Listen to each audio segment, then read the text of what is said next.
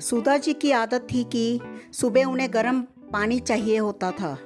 इसलिए सुबह से 2 बार उठकर कमरे के बाहर निकल कर आकर देख चुकी थी, लेकिन अभी तक बहू वृंदा और बेटा पलाश उठे तक नहीं थे। जब तक उन लोगों में से कोई एक उठेगा नहीं, तब तक उन्हें गर्म पानी मिलेगा नहीं। बात ये नहीं थी कि सुधा जी गर्म पानी कर नहीं सकती थी। बात यह थी कि बहू वृंदा रात को रसोई का काम ख़त्म कर रसोई में ताला लगा देती थी। अब जब तक ताला खुलेगा नहीं, सुधा जी को गर्म पानी मिलेगा नहीं। आखिरकार घड़ी में जब 9 बज गए और सुधा जी से रहा नहीं गया, तो उन्होंने हिम्मत करके बेटे के कमरे का दरवाज़ा खटखटाया। 2-3 बार दरवाज़ा खटखटाने के बाद वृंदा की जगह पलाश ने आकर दरवाज़ा खोला और तमतमाते हुए बोला, क्या है माँ, सुबह सुबह परेशान कर रही हो?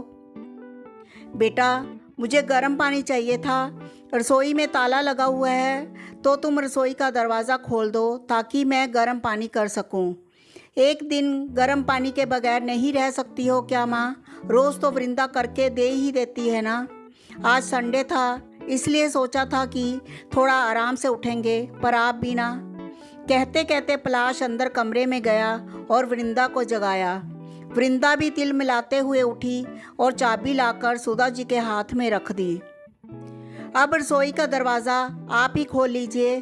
खुद के लिए गर्म पानी करो तो हमारे लिए भी चाय बना देना। जल्दी नींद खुलने से सिर दर्द होने लगा है मेरा। कभी कोई सास खुश हुई है क्या अपनी बहू को सोता देखकर? इन सास लोगों का बस चले तो बस बहू को मशीन बना कर रख दे। वृंदा बड़बड़ाती हुई वापस जाकर पलंग पर लेट गई।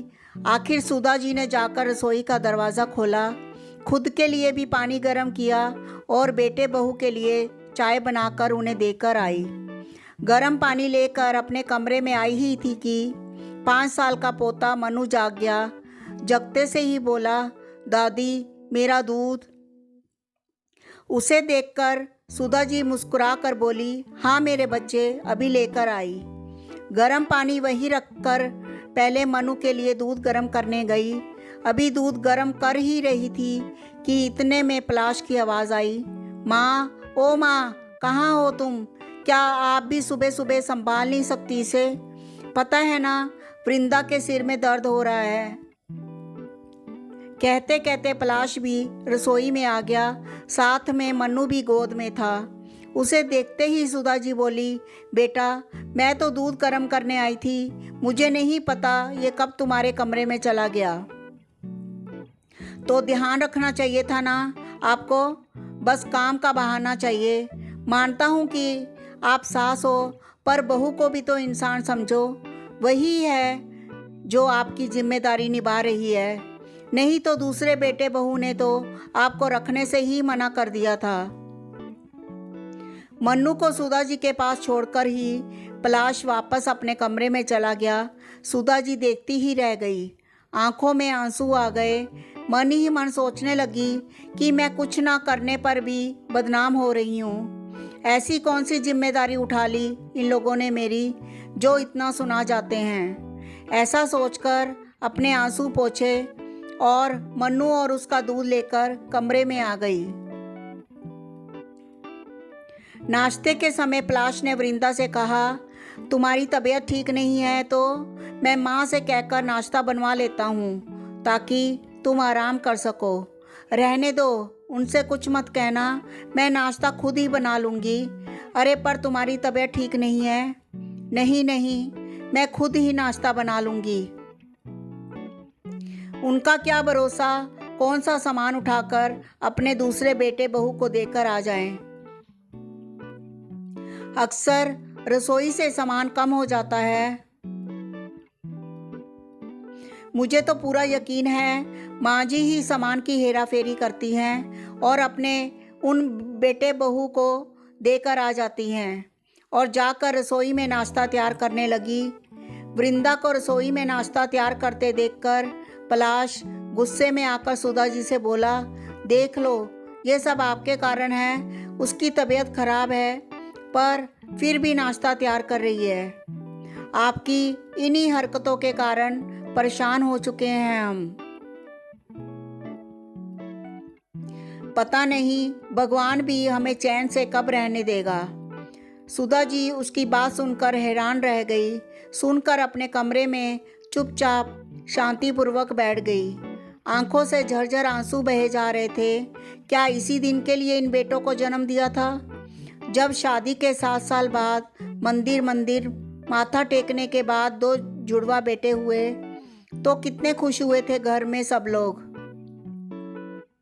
यार, दोस्त, रिश्तेदार सब लोगों ने कितनी बधाइयाँ दी थी। सासू माँ तो बलाए लिए जा रही थी। अरे 2 बेटों की माँ बनी है, बुढ़ापे में बैठकर राज करेगी राज। कुछ साल बाद जब पति का देहांत हो गया तब भी सुधा जी ने हिम्मत करके अपनी दोनों बेटों पलाश और सुहास को संभाला। कितनी परेशानी झेलकर भी इन लोगों को पढ़ाया लिखाया, इतना बड़ा किया, दोनों की शादी कराई। पर उसके बाद सब कुछ बदल गया। दोनों बहुओं की आपस में बनी नहीं, इस कारण बेटों में भी झगड़े होने लगे। आखिरकार दोनों बेटे अलग हो गए। सुधा जी के पति ने 2 मंजिला मकान बनवाया था। उसी में ऊपरी मंजिल पर सुहास अपनी पत्नी के साथ रहने लगा और नीचे वाले फ्लोर पर पलाश अपनी पत्नी और सुधा जी के साथ रहने लगा। सुधा जी को रखने को लेकर भी दोनों भाइयों में बहस हुई थी। सुहास ने साफ मना कर दिया कि वो माँ को अपने पास नहीं रखेगा, तो पलाश को अपने पास सुधा जी को रखना पड़ा। सच कहें तो उस समय की बधाइयाँ आज कानों में चुभ रही थी। थोड़ी देर बाद पलाश कमरे में आया और पोहे की प्लेट सुधा जी के सामने टेबल पर रखते हुए, या यूँ कहें पटकते हुए बोला, लो नाश्ता कर लो। आखिर एक बहू को ही परेशान करते जाओ, दूसरी से कोई लेना देना ही नहीं। सुधा जी को पलाश की बात बहुत बुरी लग रही थी। उन्हें ऐसा लग रहा था जैसे पोहे की प्लेट उन्हें चिढ़ा रही है। ऐसा खाना भी किस काम का जो तिरस्कार करके दिया जाए। आखिर सुधा जी ने उस नाश्ते की प्लेट को हाथ भी नहीं लगाया। आखिरकार सुधा जी ने काफ़ी सोचा और सोच समझकर वो एक निर्णय पर पहुंची। शाम को सुहास अपनी पत्नी के साथ बाहर कहीं घूमने जा रहा था। पलाश और वृंदा भी बाहर खड़े हुए थे कि तभी एक प्रॉपर्टी ब्रोकर उनके घर पर आया। उसे देखकर चारों बेटे बहू हैरान रह गए। उसने आते ही पूछा, क्या मैं सुधा जी से मिल सकता हूँ? आपको सुधा जी से क्या काम है, हमें बताइए, हम उनके बेटे हैं। पलाश ने कहा, जी मुझे सुधा जी ने फ़ोन करके बुलाया है। सब एक दूसरे को हैरानी से देखने लगे। इतने में सुधा जी अंदर से आई। क्या आप ही सुधा जी हैं? जी मैं ही सुधा हूँ। आप जी आपने सुबह फ़ोन किया था मकान को बेचने की बात करने के लिए। अरे हाँ, मैंने ही आपको फ़ोन किया था। इससे पहले सुधा जी आगे कुछ कहती, पलाश बोला, कौन सा मकान बेच रही हो आप? हमसे पूछे बगैर आप ये निर्णय कैसे ले सकती हो? माँ, मकान बेच दोगी तो हम कहाँ जाएंगे? सुहास ने भी कहा।